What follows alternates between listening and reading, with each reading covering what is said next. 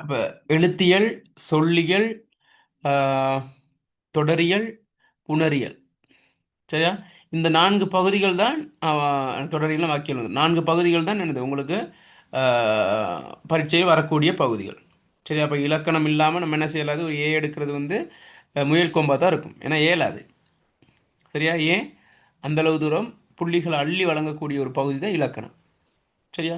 Okay. அப்போ இலக்கணத்துக்கு 20க்கு 20 எடுக்கிறவங்க பார்த்தா இல்லைன்னு தான் சொல்லலாம். இருக்கீங்களா அப்படி 20க்கு 20 எடுக்கிறோம் அப்படிங்கிறவங்க? இப்போ எக்ஸாம்லேயோ அல்லது முன்னுக்கோ இல்லை ஏதாவது ஒரு வகையில் புள்ளிகளை வந்து குறைச்சி கொள்ளக்கூடிய மாணவர்கள் தான் இருக்கீங்க. சரியா? அப்போ அந்த அடிப்படை இன்றைக்கி நம்ம இலக்கணத்தை ஸ்டார்ட் பண்ணுறோம். குறித்து வச்சுக்கொள்ளுங்க. இன்றைக்கி என்ன திகதி? 31 12ஆம் மாதம் 2025. சரியா? நீ அடுத்த வருஷம் தான் நம்ம படிப்போம் வேணா. அடுத்த கிளாஸ் நீ அடுத்த வருஷம் தான் நடக்கும். அப்போ நாளைக்கு நடக்கும். ஓகே. அப்போ இந்த இதில் குறித்து வச்சுக்கொள்ளுங்க. இலக்கணத்தில் நீங்கள் எப்படி இருந்தாலும் பிரச்சனை இல்லை. ஆனால் இனி நம்ம படித்து முடிக்கும்போது உங்களுக்கு முழுமையாக 20க்கு 20 இருக்கக்கூடிய வகையில் நான் கொண்டு போகிறதுக்கான ஏற்பாடு நான் செஞ்சுருவேன். நீங்கள் உங்களோட ட்ரையில் தான் இருக்குது அதெல்லாம். உங்களுக்கு ஒரு பபாவுக்கு படிப்பிக்கிற மாதிரி நான் படிப்பிப்பேன் ஒவ்வொரு தலைப்பையும். உங்களுக்கு விளங்குற அளவு நான் படிப்பிப்பேன். இப்போ அதனால் நீங்கள் பயப்பட வேண்டிய அவசியம் இல்லை. இலக்கணம் வந்து இலக்கணத்தில் தான் நான் ரொம்ப ஸ்பெஷல் நான். சரியா? இலக்கணம் வந்து நல்ல தெளிவாக உங்களுக்கு படிப்பிப்பேன். அந்த அடிப்படையில் இன்றைக்கி ஸ்டார்ட் பண்ணுறோம் நம்ம கிளாஸை. சரியா? ஓகே.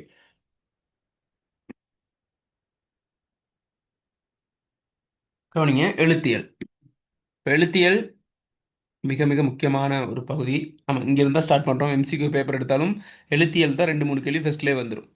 சரியா? அப்போ முதற் கோணல் முற்றும் கோணலாம் ஆயிடக்கூடாது. நம்ம எந்த அளவு தூரம் முதல் கேள்வியை நம்ம தொட்டு அதுக்கு என்னது சரியான விடையை நம்ம மனதார இது சரியான விடை அப்படின்னு நம்ம மனதார எண்ணுறோமோ அந்த மோட்டிவேஷன் தான் அடுத்தடுத்த கேள்விகளுக்கான ஒரு மோட்டிவேஷனாக இருக்கும். சரி? அதனால் நம்ம எழுத்தியெல்லாம் நம்ம என்ன செய்யணும்? நல்லா தெளிவாக பார்க்கணும். ஓகே. அடிப்படையில் எழுத்துங்கிறது தான் என்னது மொழிக்கு முதல் முதல் காரணம். மொழிக்கு முதலே எழுத்து தான். சரியா? இப்போ எழுத்து முதல்ல வந்ததா அல்லது பேச்சு முதல்ல வந்ததா அப்படின்னா என்ன எது முதல்ல வந்துச்சு? பேச்சு முதல்ல வந்துச்சா எழுத்து முதல்ல வந்துச்சா? எது ஃபஸ்ட்டாக வந்துச்சு? உலகம் தோன்றி மெல்ல மெல்ல மெல்ல தானே மொழி வளர்ச்சி அடைஞ்சிச்சு. அதில் எழுத்து ஃபஸ்ட்டாக வந்துச்சா அடுத்து பேச்சு முதல்ல வந்துச்சா? ஒளி வடிவம் ஃபஸ்ட்டாக வந்துச்சா வரி வடிவம் ஃபஸ்ட்டாக வந்துச்சா? உங்களோட கருத்து? எழுத்து வரி ஒரு வடிவம். ஆ ஒளி வடிவம். ஒளி வடிவம் தான் ஃபஸ்ட்டாக வந்துச்சு. அதுக்கு பிறகு தான் என்னது எழுத்து வடிவம்லாம் ஆரம்பிக்குது. அதாவது நம்ம ஆரம்ப காலத்தில் சைகை மூலமாக தான் என்ன செய்கிறாங்கன்னு கேட்டால் கம்யூனிகேஷன், அதாவது தொடர்பாடல் வந்து சைகை மூலமாக தான் செஞ்சுருக்காங்க.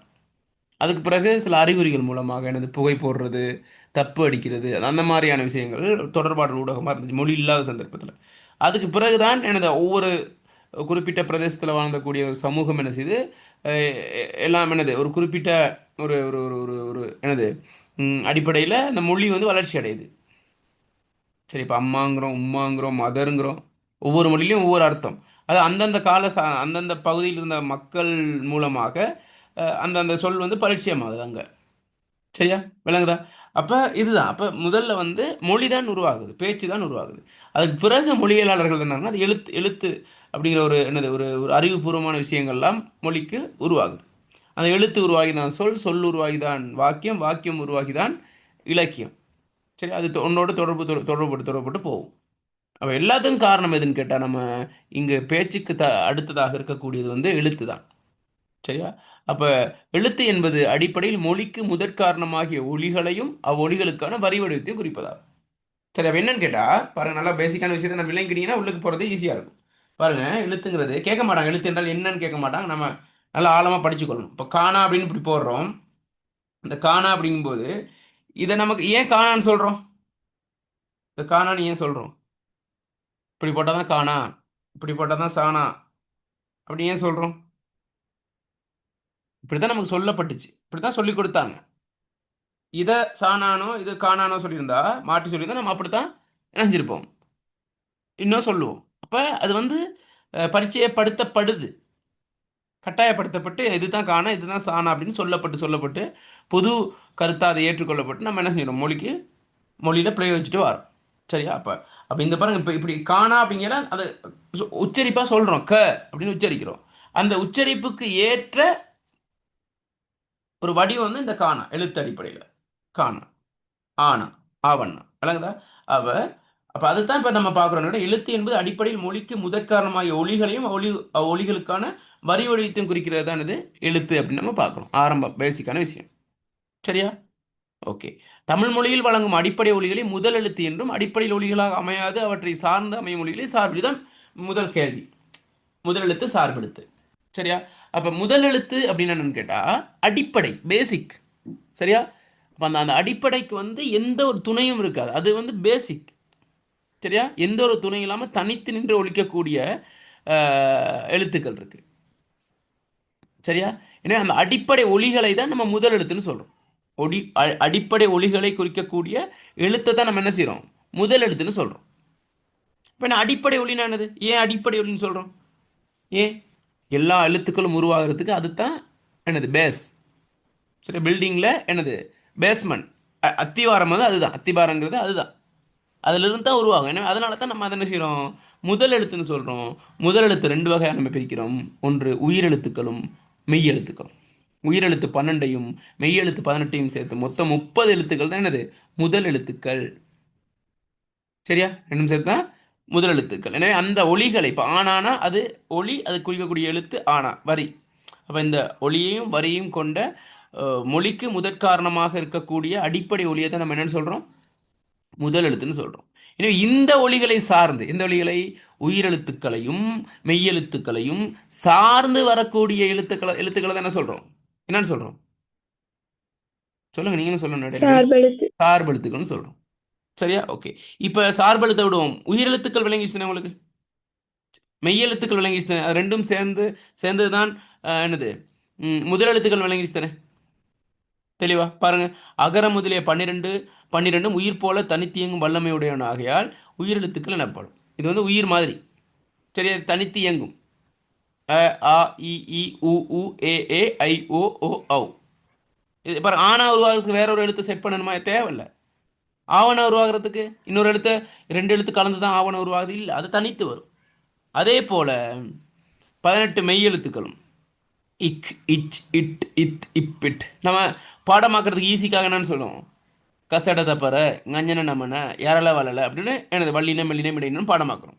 ஆனால் எழுதும்போது அப்படி எழுதுனா சரி போடுவாங்களா? மெய்யெழுத்துக்கள் 18ஐயும் எழுதுக அப்படிங்கும்போது கசட தப்பற ngஞ்சன நமன யாரல வளன்னு எழுதுனா சரி போடுவாங்களா? போடுவாங்களா? இல்ல சார். ஆ ஏன்னா அது வந்து பாடமாக்குறது ஈஸியாக தான் அப்படி சொல்லுங்க. அது வந்து என்னது? அது வந்து உயிர்மெய் எழுத்துக்கள். கசட தப்பற கசடலன்னு உயிர்மெய் எழுத்துக்கள். சரியா? அப்போ மெய்யெழுத்துக்கள் 18, இந்த 18ம் இந்த வகையறாக்குள்ள வருது. எனவே இந்த வல்லினம் மெல்லினம் இடையினம் சார்ந்த மெய்யெழுத்துக்களும் உயிரெழுத்துக்கள் 12ம் சேர்ந்து மொத்தம் 30 எழுத்துக்களை தான் நம்ம என்னன்னு சொல்லுவோம்? என்ன எழுத்துக்கள்னு சொல்லுவோம்?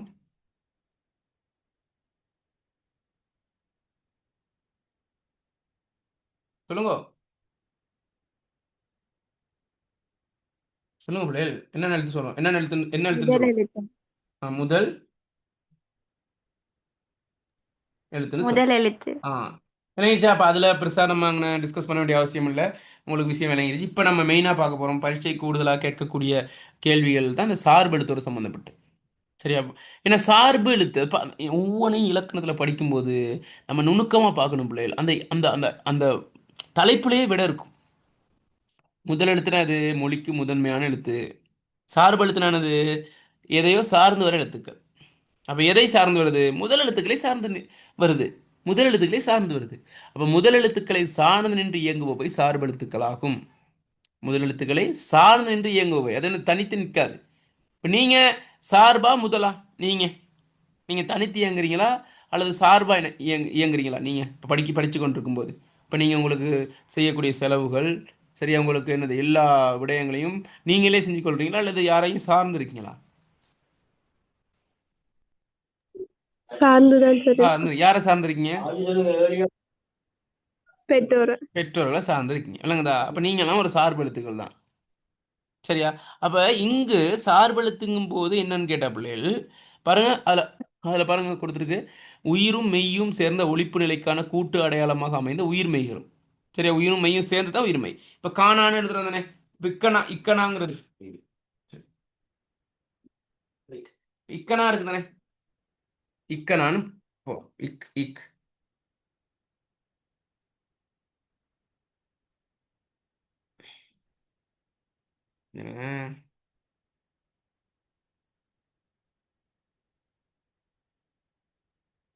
ஓகே. இக் இக் முதல் எழுத்தா சார்பு எழுத்தா? இக்கனா முதல் எழுத்தா சார்பு எழுத்தா? இக்கனா முதல் எழுத்தா சார்பு எழுத்தா? முதல் எழுத்து. ஆ. முதல் ஆனா எழுத்து. முதல் எழுத்து. ஆனா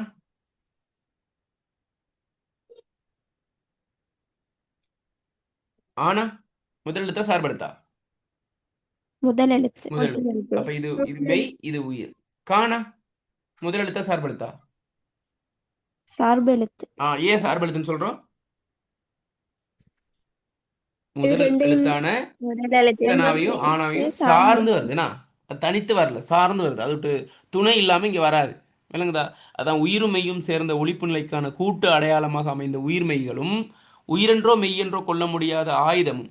ஆயுத எழுத்த உயிரெழுத்தோ அல்லது மெய்யெழுத்தோ ஏதாச்சும் அடக்க முடியுதா? ஆயுத எழுத்த 3 புள்ளி உள்ள ஆயுத எழுத்த இது உயிரெழுத்துக்குள்ளேயோ மெய் எழுத்துக்குள்ளேயோ அடக்க முடியுதா? அது தனியா இருக்கும். அது என்னன்னு சொல்றோம்? அதையும் ஆயுத எழுத்து. ஆயுத எழுத்து என்னது? சார்பெழுத்துன்னு தான் சொல்றோம். ஏன் அது சார்பெழுத்துன்னு நம்ம பிறகு பார்ப்போம். ஆயுதத்தை சார்பெழுத்தா நம்ம நோக்குறோம். அதை நான் பிறகு ஆயுத குறுக்குதல் உங்களுக்கு சொல்றேன். முதல் எழுத்துக்களுள் சில சொற்களில் அமையும் போது தமக்குரிய ஒலிப்பு அளவில் ஒலிக்காது சிறிது வேறுபட்டு நீண்டோ அல்லது குறுகிய ஒலிப்பனோ அமைந்தவை. விளங்குதா? அப்போ முதல் எழுத்துக்கள் இருக்குது தானே. முதல் எழுத்துக்கள் சில சொற்களில் அமையும் போது முதல் எழுத்துக்கள் இருக்குது தானே. முதல் எழுத்துக்கள் என்னென்ன? உயிரெழுத்துக்களும் மெய் எழுத்துக்களும். அப்போ இந்த உயிரெழுத்துக்கோ அல்லது மெய் எழுத்தோ சொற்களுக்குள்ளே வரும்போது தனித்து இயங்கும் போது இல்லை, சொற்களுக்குள்ளால வரும்போது சில நேரத்தில் நீண்டு ஒலிக்கும், சில நேரத்தில் குறுகி ஒலிக்கும். சரியா? அந்த மாதிரி சவுண்டில் டிஃப்ரெண்ட்டை காட்டுற ஒரு நிலைமை இருக்கக்கூடியதும் என்னது? சார்பு எழுத்துக்கள்னு சொல்லும். சரியா? அந்த நீண்டு ஒலிக்கிறது குறுகி ஒலிக்கிறது எதோட சம்மந்தப்பட்டது? உயிரெழுத்தோடையும் மெய் எழுத்தோடு சம்மந்தப்பட்டது. அதைத்தான் நம்ம பார்க்குறோம். அளபெடைன்னு சொல்கிறோம், உயிரளபெடைன்னு சொல்கிறோம். உயிரளபெடைன்னு என்னது? உயிரெழுத்தோட சம்மந்தப்பட்டது. என்ன உயிரளபெடைன்னு இப்போ பார்ப்போம், அடுத்தது தான் பார்க்க போகிறோம். சரியா? அதாவது செய்யுள்ள வரும்போது, சரியா, தனது தனது அந்த என்னது ஒரு ஒரு செய்யுள்ள அந்த சொற்கள் குறிப்பிட்ட சொற்கள் வரும்போது ம், என்ன செய்யும்? அந்த ஓசையை நிரப்புவதற்காக, ஓசை இட்டு நிரப்புவதற்காக ம், என்னது? இந்த கவனிங்க அப்புறம் ஓசை இட்டு நிரப்புவதற்காக அஹ், என்ன செய்யும்? இப்போ உதாரணமாங்களே ஓதல். இது வாசிங்க. ஓவனா தானா இல்லைன்னா வாசிங்க. ஓவனா தானா இல்லைன்னா ஓதல். ஓதல் தானே. ஓதல். இதே ஓதல் அப்படின்னு என்னது? நம்ம அழுத்தமா சொன்னா என்ன செய்யுது? இந்த ஓவனாக பார்த்து இன்னொரு ஓவனா போடணும். விளங்குதா? அப்ப இது வந்து பாருங்க தனித்து என்னது? இது வந்து தனித்து ஒரு எழுத்தா வந்து ஓசை கொடுக்கல. திரும்ப இன்னொரு இன்னொரு இந்த நெடிலுக்கு பக்கத்துல ஒரு ஓனா போடுறோம். அதான் ஓங்கிறது மாதிரி என்னது செய்றோம்? ஓ அப்படின்னு நம்ம உச்சரிக்கிறதுக்கு பார்க்குறோம். விளங்குதா? அப்ப அந்த நெடிலுக்கு பக்கத்துல ஒரு குறியில போட்டு அந்த ஓசையை இட்டு நிரப்புறோம். அதான் அளபெடைன்னு சொல்றோம். இப்போ உயிரெழுத்து என்ன செய்யும்? தனது செய்யுளில் வந்து ஓசை குறையும் இடத்தில் அந்த நெடிலுக்கு பக்கத்தில் ஒரு குறியில போட்டு அந்த ஓசையை நீட்டுறோம். எனவே நீட்டும் போது வரக்கூடியது தான் என்னது? அளபெடை. அதை தான் உயிர் அளபெடைன்னு சொல்றோம். இல்லைங்க சார், உயிர் அளபெடை. விளங்குதா? அப்போ பாருங்க உயிரெழுத்து நம்ம முதலெழுத்துன்னு தான் பார்க்குறோம். ஆனால் அது ஓசை இட்டு நிற்பதற்காக வரும் சந்தர்ப்பத்தில் அதை அளபெடைன்னு போது சார்பெழுத்துக்குள்ளே கொண்டு போகிறோம். ஒற்றளபடை என்னன்னா? ஒற்றளபடை என்னன்னா? அது எதோட சம்மந்தப்பட்டது? உயிரெழுத்தோட சம்மந்தப்பட்டதா மெய் எழுத்தோட சம்மந்தப்பட்டதா? கேண்ட மெய் எழுத்தோட. மெய் எழுத்தோட சம்மந்தப்பட்டது. அப்போ ஓசையை கூட்டுறதுக்கு தானே நம்ம பார்க்குறோம். ஓசையை கூட்டுறோம். சரி, அப்போ என்ன செய்யணும்? உதாரணமாக இப்படி எப்படி இப்போ இலங்கு ஈனா லானா இங்கனாவுக்கு பக்கத்தில் இன்னொரு இங்கனா போட்டு சொல்கிறோம். இலங்குன்னு இங்கனா மட்டும் இருந்தால் இலங்கு, அவ்வளோதான். ரெண்டு இங்கனா வரனால இலங்கு இலங்கு அப்படிங்கிறோம். விலங்குதா? அந்த மாதிரி ஒரு மெய்க்கு பதில் இன்னொரு மெய்யை போட்டு அந்த ஓசை என்ன செய்கிறோம்? கூட்டுறோம். சரியா? இது என்னன்னு சொல்கிறோம்? ஒற்றளபடை. ஒற்றளபடை ஓசையை கூட்டுறோம். அந்த மெய்யெழுத்தோடு சம்மந்தப்பட்டது. விலங்குதா? அதை தான் நம்ம சொல்லியிருக்காங்கன்னு கேட்டா முதலெழுத்துக்களுள் சில சொற்களில் அமையும் போது தமக்குரிய ஒலிப்பு அளவில் ஒலிக்காது சிறிது வேறுபட்டு, அதாவது நீண்டு அல்லது குறுகி. இப்போ நீண்டு ஒலிக்கிறத பற்றி நம்ம பார்த்தோம். நீண்டு ஒலிக்கிறது தான் நம்ம என்னது? உயிரிழப்படையும் ஒற்றளப்படையும். குறுகி ஒலிக்கிறதுக்கு பார்க்கணும். குறுகி ஒலி இப்போ எந்தெந்த சந்தர்ப்பத்தில் குறுகி ஒலிக்கும் அதுவும் என்னது? சார்பு எழுத்துக்குள்ள தான் வரும். அதான் இப்போ நம்ம பார்க்க போகிறோம். சரியா? ஓகே. அடிப்படையில் பாருங்க நம்ம ஒன்றுனா பார்ப்போம் பிள்ளைகள். சார்பு எழுத்துக்கள் எத்தனை வகைப்படும்? எத்தனை வகைப்படும்? 10. 10 10 வகைப்படும். வகைப்படும். சரியா? 10 வகைப்படும். சரியா? சார்பு எழுத்துக்கள் 10 வகைப்படும். ஒன்றாவது உயிர்மெய், ரெண்டாவது ஆயுதம், மூணாவது உயிரலபடை, நான்காவது ஒற்றளபடை, ஐந்தாவது குற்றியலுகரம், ஆறாவது குற்றியலிகரம், ஏழாவது ஐகார குறுக்கம், எட்டாவது அவுகார குறுக்கம், ஒன்பதாவது மகர குறுக்கம், 10வது ஆயுத குறுக்கம். சரி, ஒரு ஆள் சொல்லுங்க, கடகடகன்னு வாசிங்க பார்ப்போம் அந்த 10ஐயும். கட கட கடங்க கூடாது, வாசிங்க வேகமா. யாராவது ஒரு ஆள் வாசிங்க இந்த 10ஐயும். சொத்தை எழுதி கேட்டேன், 10 வாசிக்க தான் சொன்னேன். ம் உயிர் உயிர்மெய், ம் ஆயுதம், ம் உயிரிழபடை, ஒற்றளபடை, குற்றிய லுகரம், குற்றிய லிகரம், ஐகார குறுக்கம், ஔகார குறுக்கம், மகர குறுக்கம், ஆயுத குறுக்கம். ஆயுத குறுக்கம். என்னங்கதா? இந்த 10ல் எக்ஸாமுக்கு கூடுதலாக கேட்கக்கூடியது என்னது? இந்த குற்றியல் உகரம் தான். மற்றதெல்லாம் பெருசாக கேட்டதில்லை. நீங்கள் என்ன பாருங்கள், பெருசாக கேட்க மாட்டாங்க. இருந்தாலும் நம்ம என்ன செய்வோம், அதை கொஞ்சம் ஷோர்ட்டாக பார்த்துட்டு போயிடும். எக்ஸாமுக்கு பங்கீழ போட்டுக்க இவற்றில் உயர்தர பரீட்சை வினாத்தலில் அடிக்கடி வினாவப்படும் குற்றியலுகரம் தொடர்பில் மாணவர்கள் தெளிவு கொள்ள வேண்டியது அவசியமாகும். நான் சொன்ன ஃபில்டர் பண்ணி தான் இந்த நோட்ஸ் எடுத்து பண்ணியிருக்கேன். உங்களுக்கு வந்து கட்டு கட்டாவெல்லாம் கொடுத்தா உங்களுக்கு என்னது வேலைக்கு ஆகாது. எது அவசியமோ அதை படித்தா போதும். விளங்குதா? அறிவுக்கு வேணும்னா நீங்கள் என்ன செய்யுங்க, கட்டுக்கட்டாக படிங்க, நுமான்ஸில் புக்கை படிங்க. பார்ப்போம் எவ்வளோ சுக்கரம் முடியுமோ இதை வந்து நான் உங்களுக்கு புத்தகமாக எப்படியாச்சும் போடுறதுக்கு பார்க்குறேன். இதுதான் சொல்லிக்கிட்டு இருக்க காலங்காலமாக அதுக்கான வாய்ப்பு தான் வர மாட்டேங்குது. எப்படியாச்சும் இந்த இந்த ஒரு மாதத்துக்குள்ளே சரி அதனை புக்காக உங்களுக்கு போடுறதுக்கு ஈஸியாக உங்களுக்கு இலக்கணம் படிக்கிறது ஈஸியாயிரும். சரி, ஓகே. இப்போ நம்ம பார்ப்போமா இந்த சார்பெழுத்துக்களை குற்றியல ஒரு தனியாக ஸ்பெஷலாக பார்ப்போம். மற்றதை கொஞ்சம் ஷார்ட்டாக பார்ப்போமா? Okay sir. ஆம் ஓகே. சார். இதில் கிட்டத்தட்ட 16 பேர் இருக்கீங்க. ஒரு 8 நிமிஷத்தில் லைசன்ஸ் நமக்கு அப்ரூவல் ஆகல பிள்ளைகள். பேமெண்ட் பண்ணணும். பாதி பேமெண்ட் பண்ணி அப்ளை பண்ணியாச்சு. நேற்று கொடுக்குறேன்னு சொன்னாங்க. இல்லை இன்றைக்கும் இல்லை, நாளைக்கு எப்படி லைசன்ஸ் கிடைச்சிடும். அதாவது இடையில கட் ஆகிரும். இன்னொரு 7 நிமிஷம் இருக்குது. சரியாக கட் ஆகிட்டா அந்த அந்த 16 பேரும், ஐ மீன் 16னா 14 பேர், 14 பேரும் அந்த என்னது கட்டான மறு நிமிஷத்துல இணைஞ்சிருங்க. சரியா? ஏன்னா வெயிட் பண்ணிக்கிட்டு இருக்கலாம், நமக்கு நேரம் போதாது. ஓகே. அப்போ பாருங்க, உயிர்மையை பற்றி நம்ம பார்த்துட்டு வந்தோம். உயிர்மையை விளங்கப்படுத்தணுமா? உயிர்மை தெரிந்தன. உயிரும் மெய்யும் சேர்ந்து இருக்கக்கூடிய எழுத்துக்கள் தான் உயிர்மெய் எழுத்துக்கள். கானா, சானா, டானா, தானா, தீனா எல்லாம் உயிரும் மெய்யும் சேர்ந்து சேர்ந்து இணைந்து உருவாக்கக்கூடிய எழுத்துக்கள். ஓகே. ஆயுதம், ஏன் ஆயுதம் வந்து சார்பெழுத்துன்னு சொல்கிறோம்? அது உயிருக்குள்ளேயும் வரல, மெய்யுக்குள்ளேயும் வரல, அதனால் அதை சார்பெழுத்துன்னு சொல்கிறோம். சரியா? ஏன் ஏன் அப்போ அப்படி வராட்டி சார்பெழுத்தா அப்படின்னு நம்ம இது பண்ணக்கூடாது. சரியா? அப்போ என்ன செய்யணும், அதுக்கு ஒரு ஏதாச்சும் ஒரு காரணம் இருக்கும் தானே. ஏன் ஆயுதத்தை சார்பெழுத்துன்னு சொல்கிறோம்? சும்மா சொல்லுங்க, ஆயுத எழுத்தை ஏன் சார்பெழுத்துன்னு சொல்கிறோம்? எதை சார்ந்தது ஆயுதம் வருது? சும்மா சொல்லுங்க பாப்போம். எதை சார்ந்து வருது சொல்லுங்க. ஏன் ஆயுதத்தை சார்பெழுத்துக்குள்ளே சேர்க்குறோம்? ஆயுத எழுத்தை ஏன்ட ஏன் ஆயுத எழுத்தை சார்பெழுத்துக்குள்ளே சேர்க்குறோன்னு கேட்டேன். வெரி குட், சொல்லுங்க. அது டிரெக்ஷன். உயிருக்கும் மெய்க்கும் இடையிலையும் வரும் சார். தனித்து வருமா எங்கேயாச்சும்? அக்கனாவில் ஆரம்பிக்கிற சொல்லுது இருக்கா இல்ல. அகேனத்தில்? இருக்கா? இல்லை. இது ஏதா ரெண்டு எழுத்துக்களுக்கு இடையில தான் வரும்.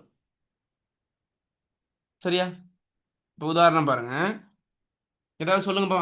அகேனம் அல்லது அக்கனான்னு சொல்லக்கூடிய எழுத்து இடையில வரக்கூடியது, அந்த அந்த சொல், அந்த எழுத்து வர மாதிரி ஒரு சொல்லுன்னு சொல்லுங்க. அகுரிணை. ஆகிரினி. ஆனா, அகேனம், ரீனா, நையண்ணா. இந்த பாருங்க, என்ன நடுவில் வந்திருக்காரு அவரு. இதற்கு முன்பு என்ன எழுத்து இருக்கு? அகேனத்துக்கு முன்னுக்கு உயிரெழுத்து. உயிர் எழுத்து. இதுக்கு பிறகு என்ன எழுத்து இருக்கு? மெய் எழுத்து. மெய் எழுத்து. இந்த ரீனானா இட்டனா பிளஸ் ஈனா தானே மெய் எழுத்து. பாருங்க, உயிருக்கும் மெய்யுக்கும் இடையில தான் வருவார். இடையில அந்த இடையில நம்ம பார்க்குறோம் அந்த ஏதாச்சும் என்னது இந்த அசம்பிளிலாம். சரியா? முன்னுக்கு நிற்க மாட்டாங்க இடையில, ஏன்னா ஏதாச்சும் நடிச்சதுன்னே சொல்லியோ அல்லது ஏதாச்சும் முன்னுக்கு தள்ளி விட்டுருவானுங்க அப்படின்ட்டு இடையிலேயே நிற்கிறது அந்த மாதிரி. ஏதாவது சார்ந்தே இருக்குது, தனித்து நிற்கிறது இல்லை.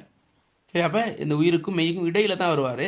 என்ன செய்ய மாட்டார், ஆரம்பிக்கிற இடத்துல வரும். அதனால தான் சார்பெழுத்து ஆயுத எழுத்தை நம்ம சொல்கிறோம். சார்பெழுத்தா ஆயுத எழுத்தை நம்ம குறிப்பிடுறோம். ஓகே.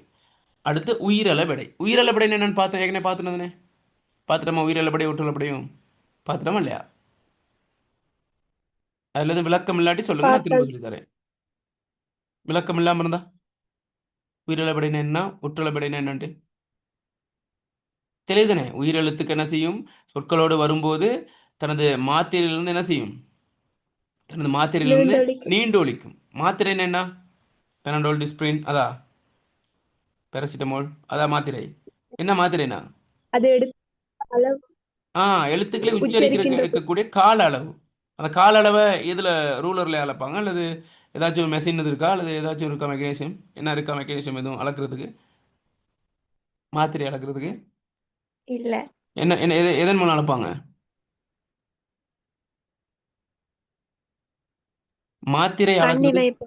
ஆ ஓசை வச்சுக்கொண்டு ஓசைனா எப்படி, டின் எதுவும் இப்ப இருக்கா? ஒரு இத இல்ல சார், ஒரு எழுத்தை உச்சரிக்கிறோம்னா அதுல ஓசை அளவு வச்சுக்கொண்டு என்னென்ன அளவு, ஓசை அரை அளவு? மாத்திரை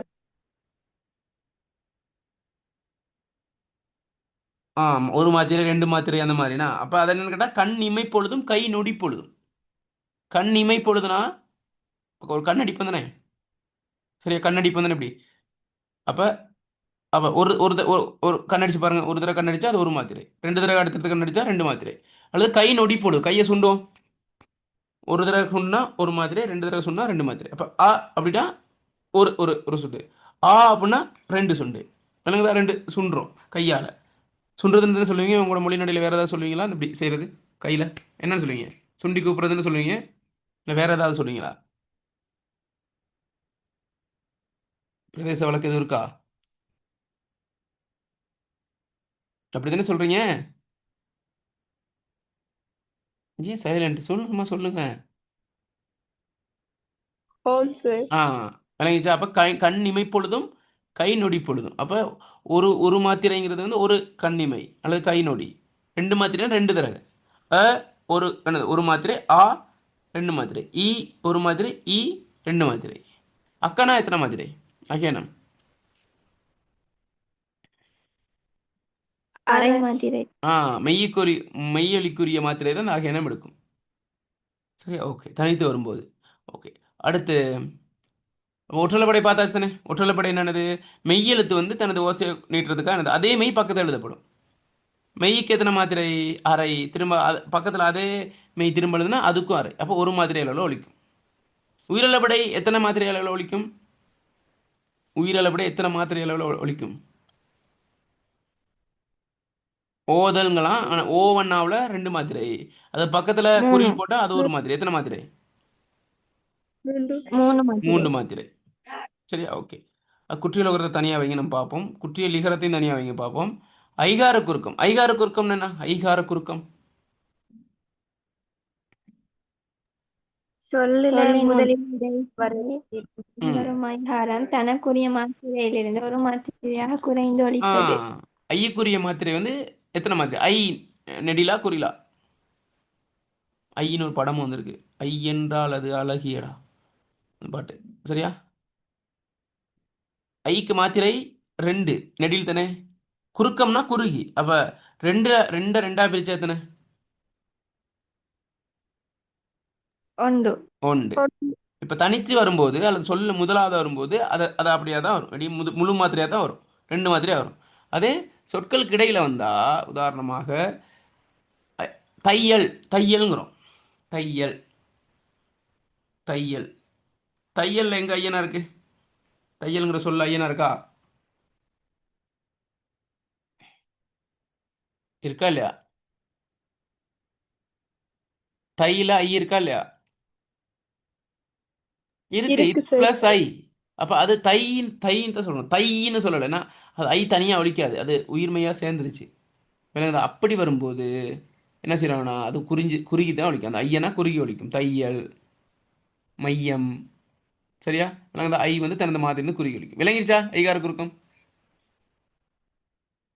அந்த மாதிரி சொற்கள் சொல்லுங்க. தைரியம், வேற, விதைவை, வேற, சொல்லுங்க பிள்ளைகள். ஓகே, அப்போ நம்ம என்ன செய்வோம், இப்போ இந்த கட் ஆக போகுது, அப்போ நான் கட் பண்ணுறேன், சரியா, நான் ஒரு இந்த ரெண்டு மூணு செகண்டில் கட் ஆயிரும். ஓகே, நீங்கள் இணைஞ்சு கொள்ளுங்க.